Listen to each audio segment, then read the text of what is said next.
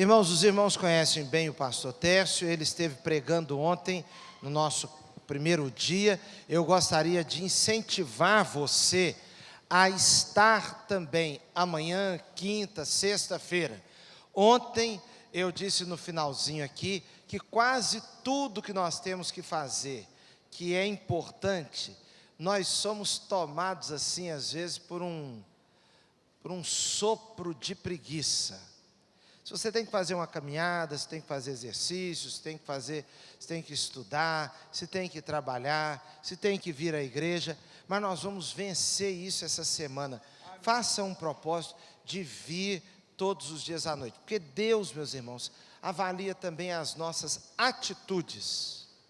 As nossas atitudes. Então, esteja aqui, Deus vai falar ao seu coração de alguma maneira, alguma decisão importante você vai tomar. O pastor Tércio pregou ontem, estará trazendo a palavra agora. Nesta noite, nós temos a alegria de ter conosco o papai e a mamãe do pastor Tércio. Eu vou pedir a eles que fiquem em pé, por favor.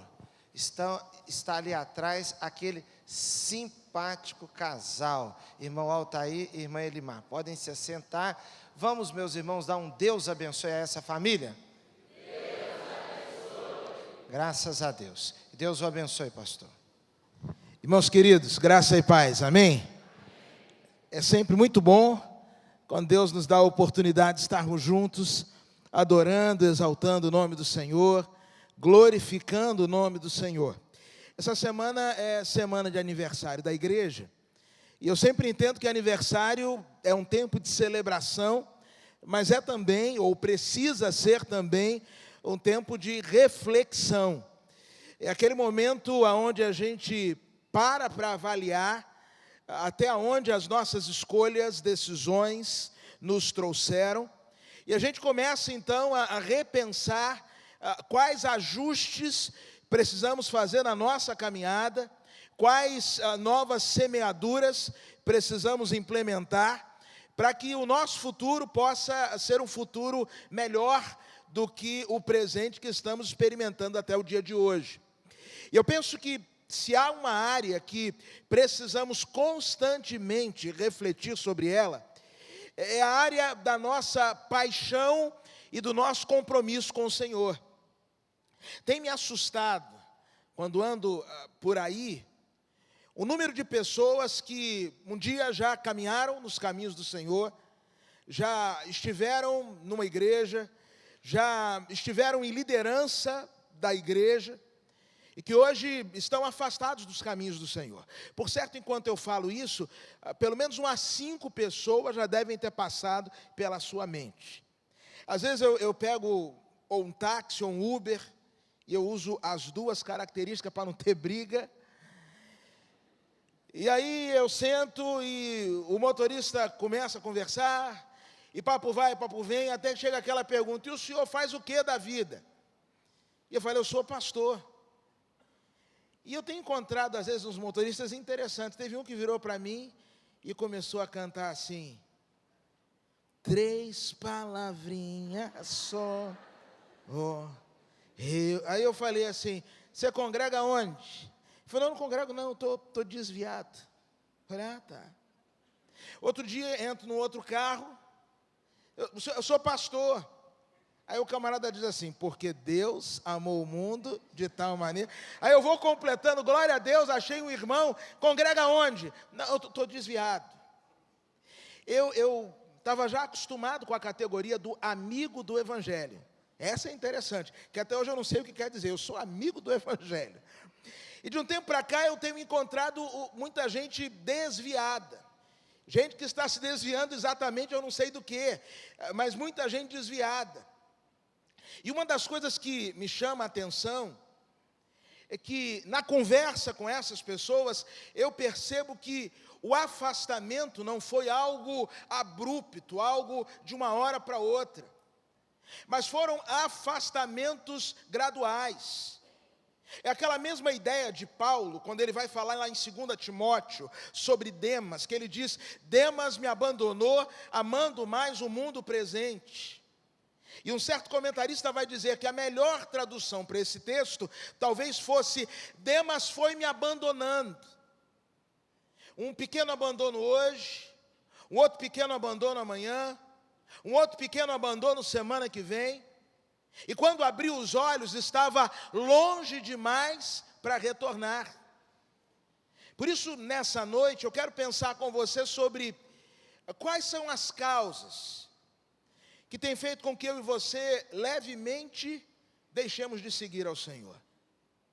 O que tem acontecido comigo e com você que, por mais que estejamos aqui, erguendo as mãos, aplaudindo ao Senhor, contribuindo, quais riscos eu e você estamos correndo de entrarmos numa vereda que daqui a pouco, ao olharmos para trás e ao olharmos para nossa figura que se reflete no espelho, não nos reconheçamos mais como os discípulos do Senhor.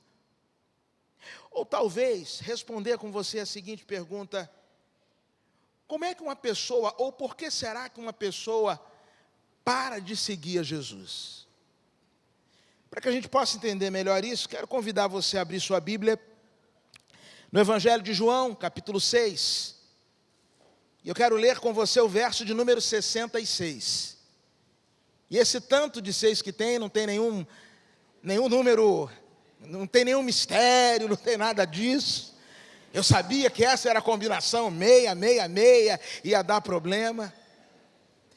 Mas o Evangelho de João, capítulo 6, no verso 66, a Bíblia fala algo que chama muito a minha atenção, e que, se você puder ler comigo, está projetado aqui, eu quero convidá-lo a fazê-lo. Vamos ler juntos?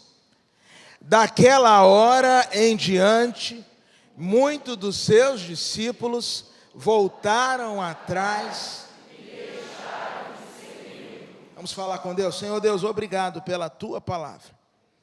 É o que te pedimos em nome de Jesus. Amém. Você sabe que por onde quer que Jesus andasse, sempre havia uma multidão. Sempre haviam curiosos, fariseus e escribas. Mas sempre também tinha a multidão dos discípulos. Além dos 12, dos 70, com o passar do tempo o grupo foi crescendo. E aqui esse texto ele nos fala de um grupo não de curiosos, de um grupo não de fariseus, não do grupo de escribas, mas ele diz assim: olha, a partir daquele momento, alguns dos seus discípulos deixaram de segui-lo, voltaram atrás e deixaram de segui-lo. Daquela hora em diante, algumas pessoas que num determinado momento tinham feito um pacto, um voto, tinham tomado uma decisão de serem discípulos de Jesus, por conta de alguns acontecimentos, por conta de algumas realidades, voltaram atrás e deixaram de segui-lo. É muito importante, irmãos, que nós entendamos que não há vida cristã sem discipulado, ou sem relação discipular. E relação discipular é muito mais do que você participar de uma classe, ou de um pequeno grupo, ou de uma célula, ou de algo que o valha. Relacionamento discipular é, sobretudo, você entender que você tem um mestre, que você tem um Senhor, que você tem um professor, que você tem Jesus como seu modelo de vida, e que a cada dia você precisa caminhar para se parecer mais com Ele.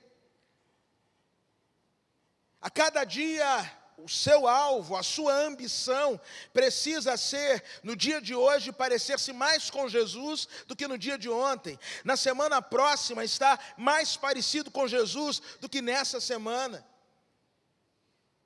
E aqui esse texto vai falar sobre discípulos, seguidores, alunos, aprendizes de Jesus, gente que já esteve fechada com Cristo, mas que por alguma razão virou as costas e deixou de segui-lo. E a grande pergunta é: por que será que isso aconteceu? Quando a gente olha para o capítulo 6, a gente percebe pelo menos algumas pistas que vão nos dizer Por que aquelas pessoas deixaram de seguir a Jesus? E quais são os perigos que eu e você corremos na vida cristã que podem nos afastar da firme decisão de continuarmos seguindo a Jesus? O capítulo 6, ele começa falando sobre a primeira multiplicação de pães e peixes. E é interessante que, de todos os milagres que o Senhor Jesus realizou, esse é o único que é retratado nos 4 evangelhos. Milagre que revela o caráter de um Deus provedor. Milagre que revela a capacidade que Deus tem de pegar aquilo que para muitos é desprezível e multiplicar e abençoar tanta gente.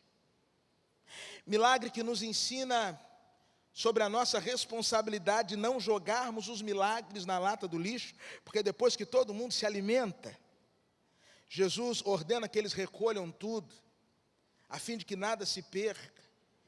E talvez alguns de nós que aqui estamos, precisemos aprender com este milagre, que milagres de Deus não podem ir para a lata do lixo. Se o seu casamento é um milagre, você não pode jogá-lo na lata do lixo. Se seu filho é milagre, você não pode jogá-lo na lata do lixo. Se a sua profissão foi conquistada com muito esforço e é um milagre, você não pode jogá-la na lata do lixo. Milagres não podem ser jogados na lata do lixo. E depois que Jesus multiplica pães e peixes, abençoa a multidão, o texto vai nos dizer que Jesus enfrenta uma grande tempestade, e no dia seguinte, a multidão aparece. E aí, neste reaparecimento da multidão, a gente encontra a primeira razão pela qual os discípulos deixaram de seguir a Jesus. O Senhor Jesus vai falar, no mesmo capítulo 6, a partir do verso 25 e 26, que quando o encontraram do outro lado do mar, perguntaram-lhe: mestre, quando chegaste aqui? E Jesus respondeu: a verdade é que vocês estão me procurando não porque viram sinais miraculosos, porque comeram os pães e ficaram satisfeitos. O lanche do dia anterior foi bom e o povo voltou para o café da manhã. A gente começa a se distanciar do Senhor quando a gente desenvolve um comportamento com Deus, aonde Deus se torna um meio para satisfazer as nossas necessidades, um meio para nós conquistarmos as coisas. É engraçado que a igreja evangélica hoje, no Brasil,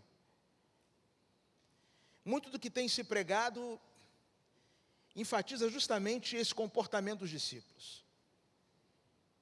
É aquela ideia de que você era um pobre, um miserável, você não tinha nada, até que você chegou a esse lugar, e você então deu uma oferta, foi para um monte, participou de uma fogueira, fez isso, fez aquilo outro, e hoje você tem 8 carros, você tem 10 casas, você tem 15 caminhões. Hoje você é a pessoa mais próspera do mundo, e o que tem de gente que consegue cantar, mas que não consegue viver a verdade daquele cântico: Deus é Deus, se Deus fizer, Ele é Deus, se não fizer, continua sendo Deus. O que tem de gente que canta isso, mas não vive, é um absurdo. A verdade é que aquelas pessoas estavam se relacionando com Cristo, não por quem Cristo é, mas pelo que poderiam ganhar de Cristo. Sabe qual é a impressão que eu tenho? Você conhece, obviamente, aquela famosa expressão, golpe do baú? Tem hora que você olha alguns casais que a gente nem quer pecar, mas peca. Você fala assim: isso não pode ser amor. Eu estava vendo um dia desse, sem citar nome: senhor, se eu estiver pecando, e acho que eu já estou, me perdoe. Mas um dia eu estava vendo uma foto de um eminente político aqui do Rio de Janeiro. O cara é muito feio, estrábico, nada contra os estrábicos, barrigudo, nada contra barrigudo, mal acabado. E uma foto dele com a esposinha dele, novinha, modelo. Eu olhei e falei assim, rapaz, o amor é lindo. O amor é lindo. Eu imagino essa jovem agora lá em Benfica, para visitar o gatinho dela. E a gente às vezes quando olha, não estou julgando, se você está pensando em alguém, quem está pecando é você e não eu. Tudo aqui eu falo em tese, nem no Rio eu moro, eu não sei de nada que está acontecendo. Eu só estou aqui visitando, nem no Rio eu moro. Mas a gente conhece essa história, né, da pessoa, do golpe do baú, que é aquela noiva que às vezes não está interessada na pessoa, mas que está interessada no que a pessoa pode lhe dar.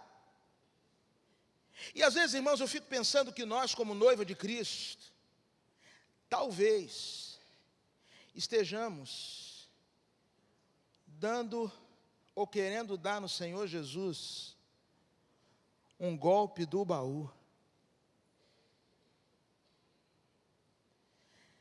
A gente está com Ele enquanto Ele estiver abençoando,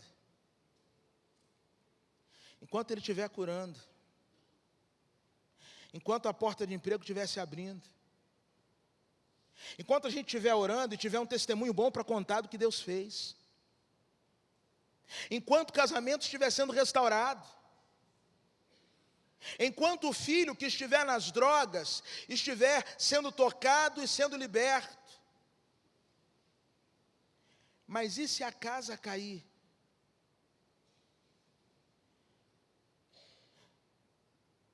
Se a provação aumentar? Se as coisas piorarem? Se a gente chegar naquele momento em que a gente começa a se sentir como bobo, eu não sei se você já se sentiu como bobo, porque você chegou a um momento da vida que você falou assim, caramba, eu fiz tudo certinho e só levei na cabeça e neguinho está aprontando e está se dando bem. E aí você fala, e cadê Deus nisso tudo? Onde é que está Deus para me defender, para lutar as minhas causas, para brigar por mim? Fico vendo o ímpio prosperar, eu fico vendo a pessoa que não teme a Deus prosperar, a ação da justiça de todo mundo caminha. O povo lá da minha repartição disse que para a minha ação caminhar, eu tinha que de alguma forma subornar, eu decidi fazer a coisa certa, eu decidi honrar ao Senhor, eu decidi fazer tudo direitinho. Onde é que está Deus nesse negócio?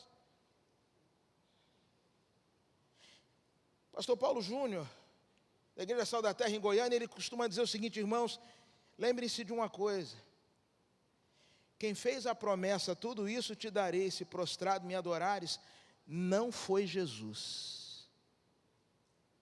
Não foi Jesus. Eu tive uma experiência com Deus uma vez, muito interessante. Semana de aniversário da nossa igreja, tinha um grupo musical que estava explodindo no Brasil inteiro. Grupo gospel, obviamente. E aí eles teriam uma agenda no interior de Alagoas. E aí deu lá um problema, a agenda foi cancelada. Eu conhecia o produtor deles, o empresário deles, ele me ligou e falou, Tércio, o pessoal vai estar aí em Maceió, terça-feira, você tem alguma coisa na sua igreja? 0800, providencia a alimentação do povo, não sei o quê. E aí, dá para receber? Eu falei assim, dá. E aí depois eu fui orar para saber o que Deus achava daquele negócio, porque às vezes a gente toma uma decisão e depois vai orar. E quando eu comecei a orar, Deus falou assim, não, eu não quero não é isso que eu tenho para vocês não. Porque eu fiquei imaginando assim, terça-feira, um dia difícil, dia de semana, o povo não costuma vir à igreja, se eu botar esse grupo aqui, eu vou ter gente no lustre, gente pendurada no ventilador, gente rodando assim no ventilador, essa igreja vai estar lotada. Eu falei, vai ser assim o evento do ano. Aí Deus falou, não é isso não. Fui orar com a equipe ministerial, todo mundo com o mesmo sentimento, pastor, acho que não. Eu falando, gente, mas vocês já pararam para pensar o que vai ter de gente aqui? Vai bombar. A terça vai impulsionar a quarta, que vai impulsionar, vai ser um negócio, vai ser uma cascata de gente nessa igreja. E o Senhor falando, não. E aí eu falei assim, tá bom, Senhor, eu não vou trazer esse grupo. E aí, na minha cabeça, já veio logo aquela ideia. Já entendi. Deus quer me mostrar que para encher a igreja, Ele não precisa desse grupo. Não precisa de ninguém. Deus vai mostrar para mim assim, está vendo aí, rapaz? Está vendo aí que você não sabe de nada? Olha o que eu tinha preparado para você, não tem grupo nenhum, não tem nada, é lotada de gente. E eu naquele dia, irmãos, acordei numa animação. Falei assim, não, eu honrei a Deus, Deus vai me honrar. Deus tem negócio com quem tem negócio com Ele. As coisas que a gente fala, né? Chegou o culto da noite, cheguei cedo, ajeitei o pessoal do estacionamento, falei, se preparem. Irmão, sabe aquele culto que tem quórum mínimo? Jesus estabeleceu o quórum mínimo para culto, onde 2 ou 3 se reunirem no meu nome. Irmãos, eu nunca vi a igreja tão vazia como naquele dia. Eu estava com vergonha de mim. Sabe quando você prega assim, olhando para baixo? Nem a minha família, olha que a minha família são 5, nem todo mundo foi. Eu saí dali, entrei no carro e falei assim, Senhor, não estou entendendo nada, como é que pode? Eu fiz tudo que o Senhor mandou, eu honrei o Senhor, e cadê o Senhor me honrando? O Senhor me falou de uma forma muito clara dentro do carro, quem disse que eu tenho que te honrar? Ou pelo menos, quem disse que eu tenho que te honrar desse jeito? É loteria, é. Você compra um bilhete, quanto é um bilhete da loteria?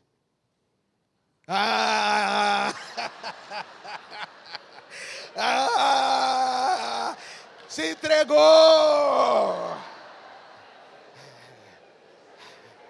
Eu vi! Vai para o gabinete ou não vai?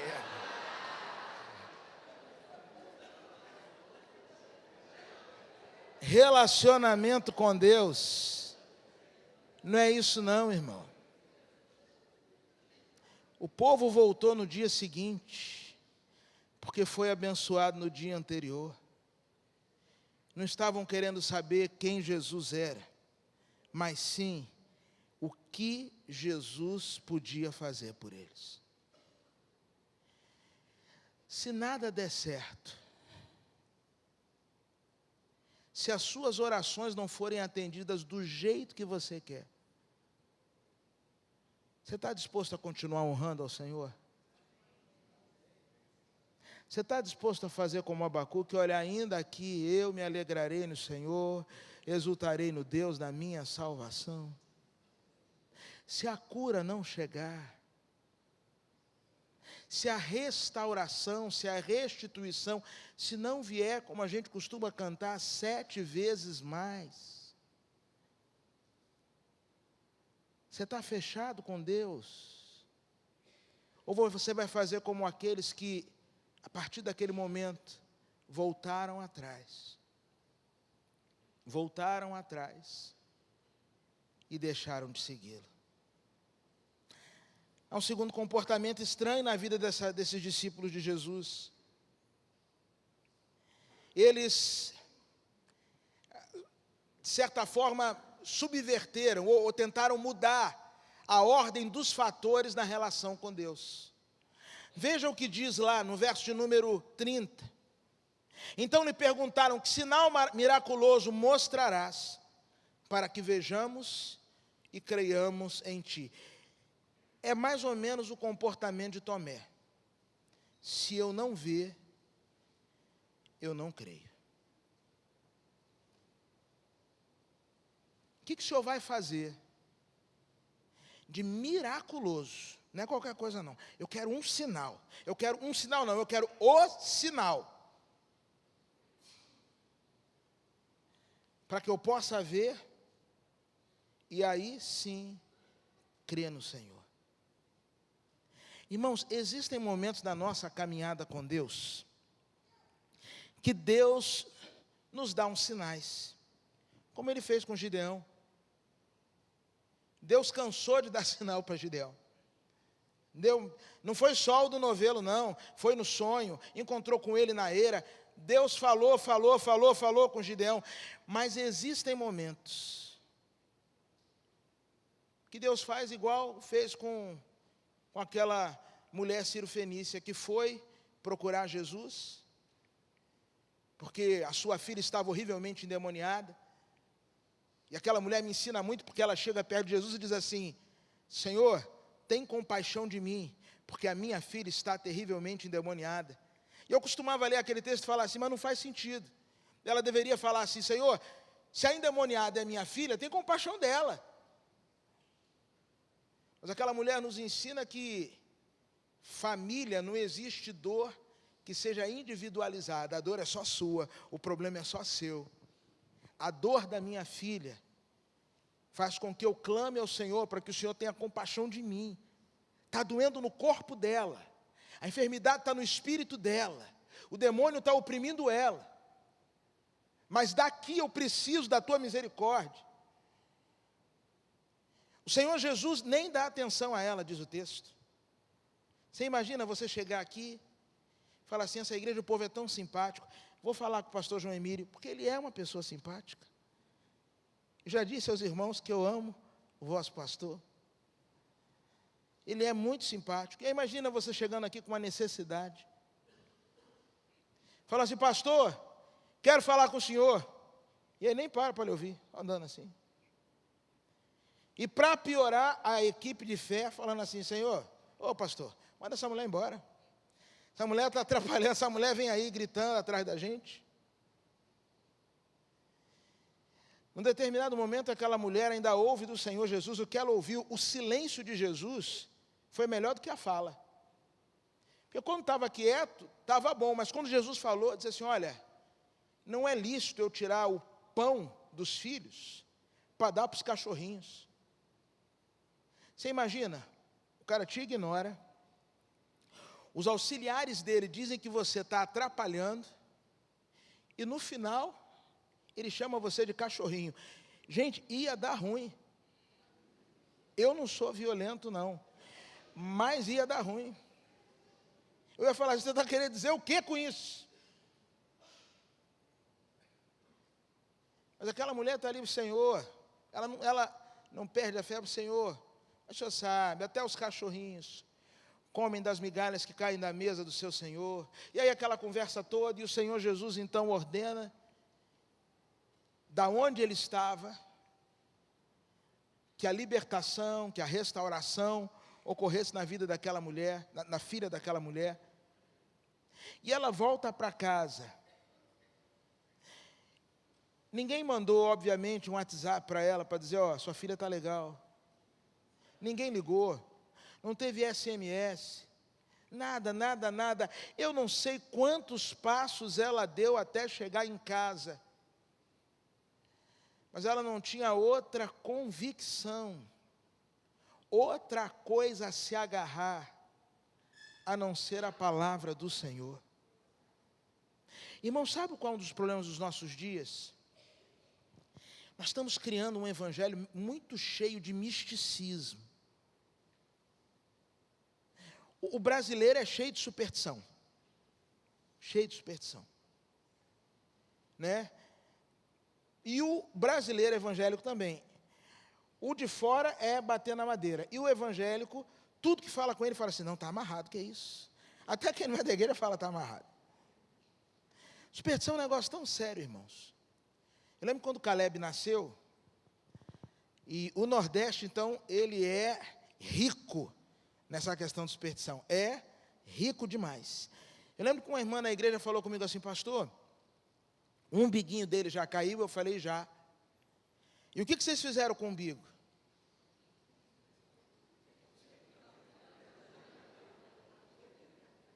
Ela falou: não, porque assim, aqui é assim, ó, tem gente que enterra o umbigo na porta da fazenda, o filho fica rico. enterra o umbigo perto de um campo de futebol, vira jogador de futebol. Agora, pastor, se jogou no lixo. Eu falei, eu joguei no lixo, o que aconteceu? Ó, pastor, Deus o livre. Mas, ó, se jogar no lixo, o rato rói, o menino cresce e vira ladrão. Eu falei, minha irmã, que negócio é esse? A pessoa me falou um negócio desse com a Bíblia debaixo do braço. Líder da igreja, pastor, vamos orar por isso.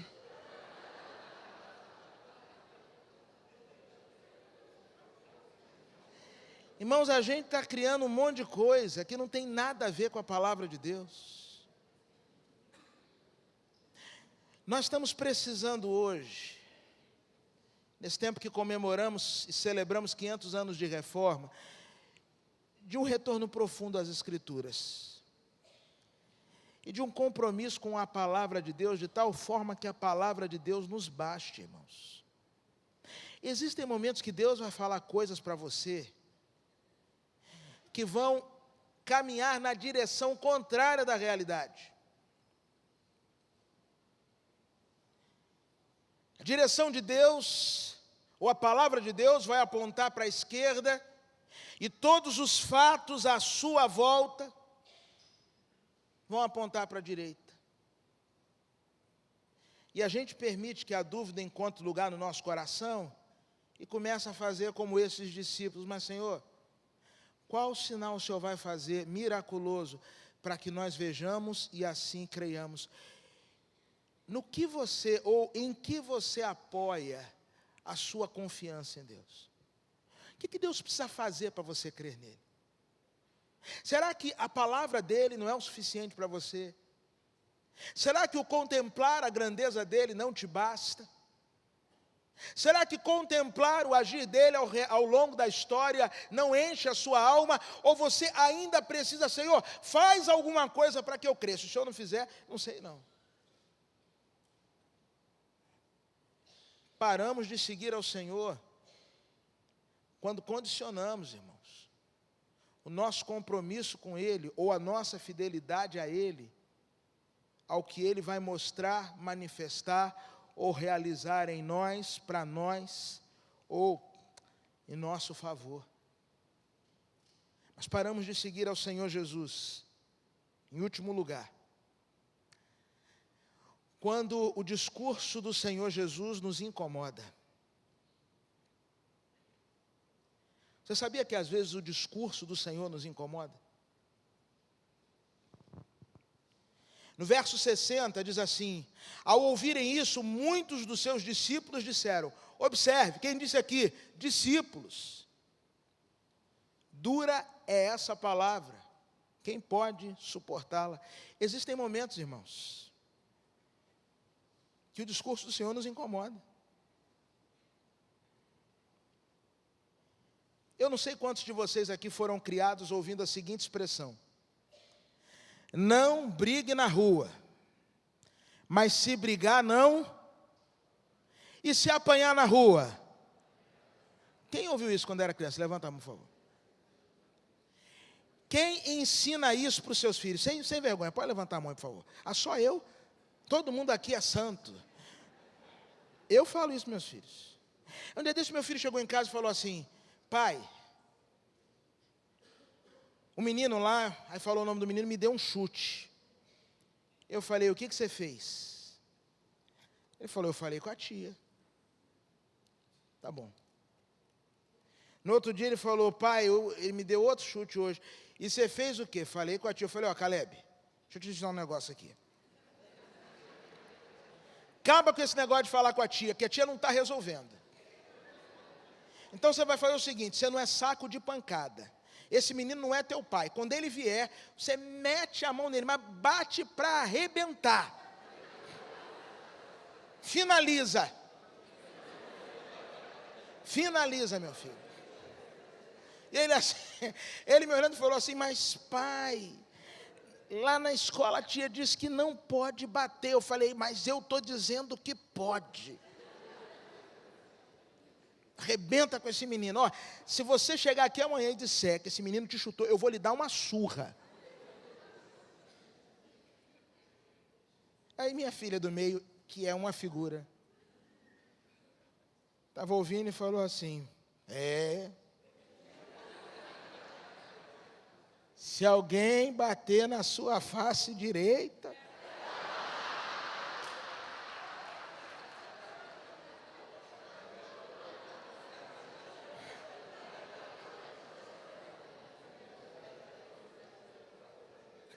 ela nem completou o versículo e saiu.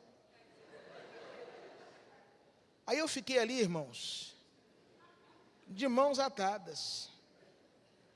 Porque o discurso de Jesus tem hora que complica a vida da gente.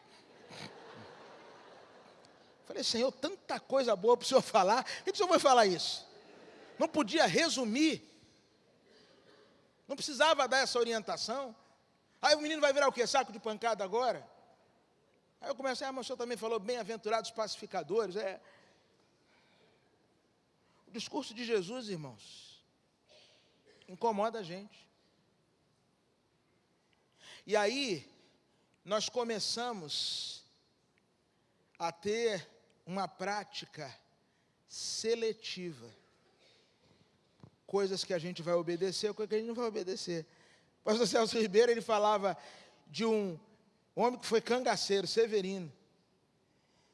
E que um dia ele se converteu e um cara chegou e falou assim, Severino, vou lhe dar um tapa do lado direito da cara, porque lá na Bíblia diz que você tem que me dar o lado esquerdo, não é isso? E Severino falou, pois é. Aí o homem foi, pá, na cara de Severino. Severino respirou fundo, falou, agora, Severino, vire o lado esquerdo. Severino virou e ele, pá! Quando o cara deu o segundo tapa no Severino, Severino puxou da peixeira, foi aqui na barriga do homem, abriu de baixo assim, o cara morrendo, falou, Severino, o que é isso, Severino? Ele falou, mas também está escrito, batei, batei e abrir-se-vos-á. A palavra do Senhor tem hora que complica a gente. Irmãos, tem hora que complica a gente. E aí deixa eu fazer uma pergunta para você.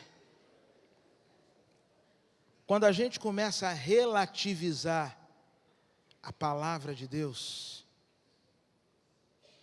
a gente começa pouco a pouco a olhar para trás e deixar de seguir a Jesus. A gente começa a achar que algumas coisas não são mais pecados numa determinada faixa etária. Uma coisa, já ouvi gente falando, uma coisa são dois adolescentes, namorados, tendo relação sexual. É uma coisa, aí é pecado. Outra coisa são duas pessoas que já foram casadas, estão separadas, estão recomeçando a vida, não é mais pecado. A gente começa, irmãos, então, a relativizar a palavra de Deus. O discurso do Senhor se torna duro demais.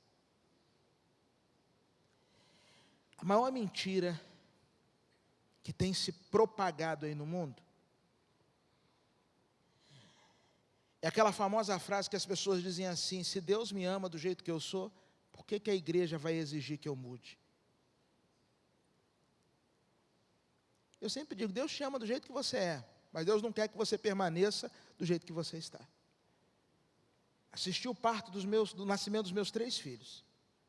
Os amei do jeito que eu os vi.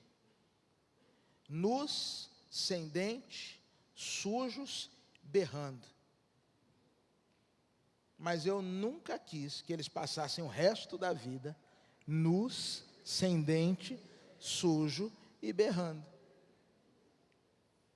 Eu sempre esperei, não, algo tem que acontecer, uma mudança vai ter que melhorar, esse negócio vai ter que melhorar, não dá para ficar a vida inteira assim. Eu os amava desde o princípio, mas eu sempre desejei uma mudança na vida deles. e fiz o que pude e o que posso fazer para que essa mudança se tornasse uma realidade. O amor de Deus é inquestionável.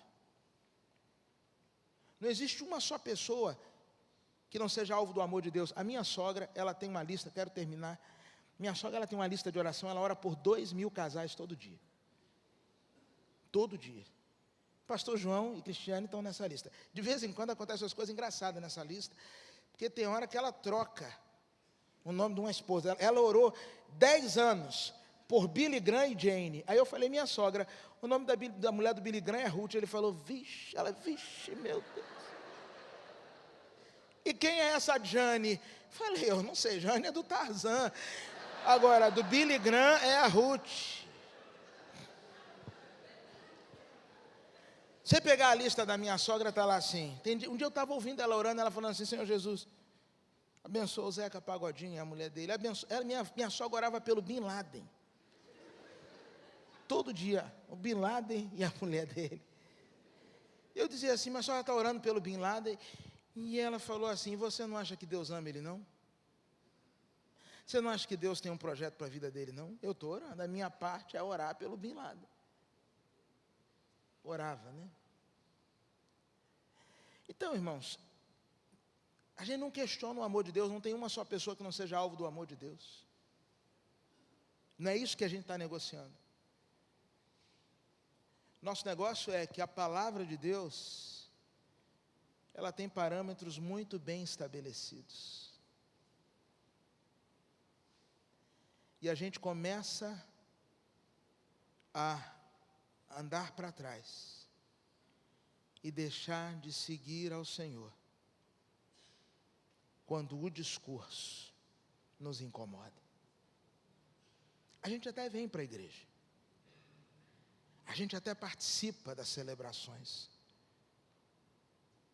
mas é aquele momento em que a gente muda de canal aqui na cabeça e fala assim, o pastor não sabe do que eu estou passando, ele não sabe da minha vida. E se Paulo vivesse o que eu vivo, talvez o conselho fosse outro. Duro é esse discurso. A palavra de Deus, em não poucos momentos, vai contrariar os seus interesses. Vai contrariar as suas vontades. Mas se você se permitir ser guiado por ela, ela há de ser em todo tempo lâmpada para os seus pés, luz para o seu caminhar. Ela vai te guardar de tropeçar. Quero orar com você. E a pergunta que eu quero fazer para você é muito simples. Será que você tem lentamente, mas progressivamente deixar de seguir ao Senhor?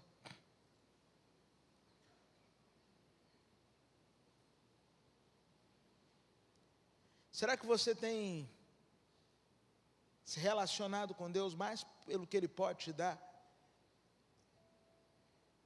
Quer saber disso? Olha aí para a sua vida de oração. Como é que é a sua vida de oração? É um me dá, ou quanto tempo você investe adorando ao Senhor? Simplesmente falando assim, Senhor, eu louvo o Teu nome, eu exalto o Teu nome, o Senhor é bom, o Senhor é maravilhoso, o Senhor é fiel, o Senhor me salvou, eu louvo o Teu nome porque o Teu Espírito habita em mim. Ó Senhor, venha o Teu reino, Senhor, faça a Tua vontade, estabelece o Teu trono aqui nessa casa, estabelece o Teu trono aqui nessa minha família. Ou será que Deus resolve esse negócio para mim, me quebra essa? Ó Deus, eu estou precisando, me dá uma bênção. Todo mundo precisa de uma bênção, irmãos. E Deus, Ele tem prazer, não tem só poder não, Ele tem prazer em nos abençoar. Mas o foco não pode ser o que Ele tem para nos dar. O foco é quem Ele é. Quem Ele é. Se o foco está errado, acenda a luz amarela. É possível que você, apesar de ser discípulo, talvez esteja se distanciando.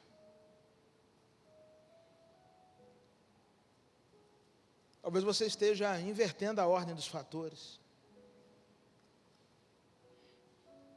Está condicionando a sua obediência a um sinal miraculoso. Eu vou começar a fazer isso se o Senhor fizer aquilo. Se o Senhor curar, aí eu vou começar a orar. Eu prometo que eu não perco um culto. Se o Senhor melhorar o meu salário, aí sim eu vou poder ser um dizimista, um ofertante. Besteira isso, gente. Quem não é fiel no pouco, não é no muito. A questão não é quantidade, é coração. Besteira. Quem sabe, se você está nessa de condicionar a sua crença ao que Deus vai fazer de miraculoso, você pode ter certeza, você já está na caminhada do dar as costas. Mas e o seu compromisso com a palavra de Deus? Irmãos, a gente como Igreja Batista tem um princípio que não é só nosso, que diz que a Bíblia é a nossa única e suficiente regra de fé e prática. Eu, quando estava no seminário, lá na matéria de eclesiologia, que eu, o pastor João Emílio e alguns outros tivemos o privilégio de termos sido alunos do pastor Falcão. Ele, quando falava sobre esse ponto, ele dizia assim: olha, o que isso quer dizer? Simplesmente o seguinte: se na sua vida tem alguma coisa que a Bíblia condena, tira. Se na sua vida tem algo que a Bíblia ordena e você ainda não faz, põe. É só isso. É simples assim. Não tem que teologizar, criar tratado, criar grupos de estudo. É analisar a vida e falar assim: a Bíblia manda fazer isso, eu não faço, eu vou fazer. A Bíblia condena isso, eu estou fazendo, eu vou tirar. O discurso não é fácil. O discurso é duro, irmãos. Tem hora que a gente fala assim: mas que pancada, Senhor. A multidão vai saindo, vai esvaziando. E como eu disse ontem, Deus não liga para a multidão. Fica só aquele punhadinho. Jesus vira para os 12 e diz assim: vocês querem ir embora também? E aí Pedro fala assim: Senhor, para quem iremos nós? Só tu tens as palavras de vida eterna. Não tem para onde ir. Não tem vida melhor, não tem história melhor, não tem companhia melhor, não tem Deus melhor, não tem lugar melhor, a não ser com o Senhor. Vamos orar? Ora aí ao Senhor, conversa com Deus.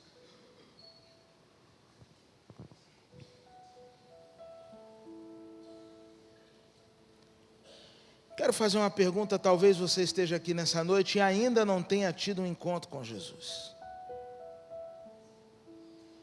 E hoje, Deus falou ao seu coração, e você entende que precisa de Jesus como seu Senhor, como seu Salvador, e você quer reconhecer Jesus como dono da sua vida, quer entregar-se a Ele. Se você hoje deseja entregar a sua vida a Jesus, aonde você estiver, eu vou pedir que você levante a sua mão para que a gente possa orar por você. Alguém entre nós nessa noite, levante a sua mão bem alto para que a gente possa vê-la. Deus abençoe você aqui à esquerda, Deus abençoe você aqui. Tem mais alguém que hoje quer dizer assim: pastor, eu preciso de Jesus, eu quero me entregar para Ele? Levanta a sua mão, Deus te abençoe. Há mais alguém hoje que quer dizer assim: pastor, eu quero entregar minha vida a Jesus. Eu não estou olhando para o que Ele pode fazer por mim, mas pelo que Ele já fez por mim. Ele morreu na cruz por mim, Ele me amou a ponto de se entregar, e eu quero viver para Ele. Ele morreu por mim e eu quero viver para Ele. Se esse é o desejo do seu coração, aonde você estiver, levante a sua mão, eu quero orar por você. Há mais alguém? De repente você está afastado de Jesus, afastado dos caminhos do Senhor, e hoje você quer voltar para Deus. Aonde você estiver, levante a sua mão, eu quero orar por você. Há alguém entre nós que hoje quer dizer assim: pastor, eu estava afastado e hoje eu quero voltar para Jesus. Há alguém? Vamos ficar em pé. Queremos orar por você que levantou a sua mão.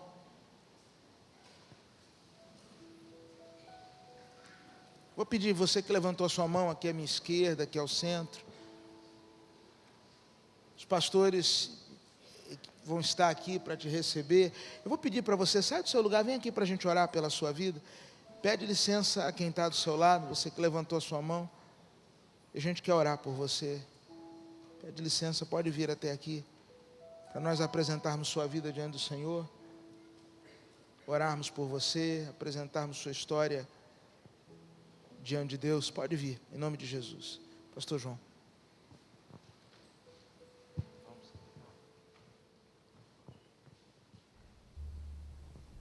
Isso nós já vamos cantar. Isso pode chegar aqui. Se mais alguém deseja entregar a sua vida a Cristo ou reconciliar-se, pode chegar aqui. Pode chegar aqui, é esse pastorzão ali, ó. Pastor, se você deseja também reconciliar-se com Jesus, retornar para Cristo, pode sair do seu lugar e vir aqui.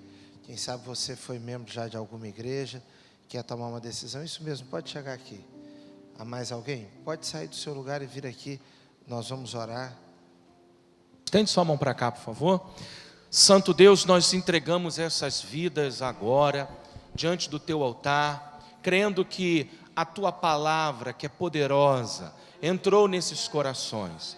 Senhor, na autoridade do Teu nome, nós te pedimos que todo o poder das trevas caia por terra, que não haja mais influências, Senhor, mas que haja apenas o fluir do Teu Espírito sobre a mente, o coração, no interior desta vida, e que, ó Deus, aquilo que parecia impossível se torne uma grande realidade, meu Deus. Traz paz a esse coração agora, Deus. Se há conflitos dentro de casa, manda agora um anjo, Senhor, lá naquele lar, Deus. Traz harmonia, restaura esta família, meu Deus. Se há, Pai, alguma questão que envolve doenças, talvez, Senhor, um problema específico na vida, que o Senhor venha com Teu bálsamo, que o Senhor venha mostrar toda a obra que o Senhor há de fazer na vida desta pessoa, mas em especial, nós te pedimos que haja o perdão dos pecados de cada um aqui, e que estas vidas, os nomes delas sejam escritos no livro da vida, que haja salvação, meu Deus, que haja uma obra de libertação, uma obra, ó Deus, de restauração no espírito, na alma, na vida como um todo. Meu Deus, nós te pedimos que essas pessoas possam permanecer conosco, ou quem sabe em alguma igreja que talvez já estejam frequentando, mas que haja, Senhor, o fluir da Tua graça sobre eles. Também te pedimos nesta hora, por nós que aqui estamos, essa palavra que foi ministrada, meu Deus, nós não queremos lutar contra a Tua palavra, Senhor. Senhor, nós não queremos nos levantar contra os Teus preceitos. Por isso, de um modo coletivo, nós dizemos ao Senhor nesta noite, que a Tua palavra se cumpra em nossas vidas, se cumpra nos nossos casamentos, se cumpra, Deus, no nosso dia a dia, no nosso trabalho, nos cursos que os Teus servos estão fazendo, em todos os momentos, que a Tua palavra se cumpra. Nós queremos viver em obediência, meu Deus, porque melhor é obedecer, melhor é nos sujeitarmos a Ti, Senhor. Por isso, Pai, trabalha também no nosso coração. Se alguém, Senhor, entrou neste culto, meu Deus, e hoje tomou uma decisão, não talvez de se entregar a Ti, porque já é Teu servo, Tua serva, mas te pedindo algo, que as janelas dos céus se abram, meu Deus, e que o Senhor venha com poder e glória sobre esta vida, e o Senhor venha trabalhar poderosamente. Pai, toma a vida do pastor Tércio, que muito tem nos abençoado, que o Senhor seja com a família dele, Senhor, lá em Alagoas, que o Senhor venha abençoar, meu Deus, a sua igreja, rica e poderosamente. Nós te pedimos tudo isso, pedindo também que o Senhor nos leve em paz agora, livra-nos do caminho mau, dos homens maus, Senhor, e que possamos amanhã estar aqui, cultuando mais uma vez o Teu santo nome. A Ti glorificamos, Senhor, porque Tu és o nosso Deus, e nós somos o Teu povo. Muito obrigado, Deus, oramos em nome de Jesus, amém, Senhor.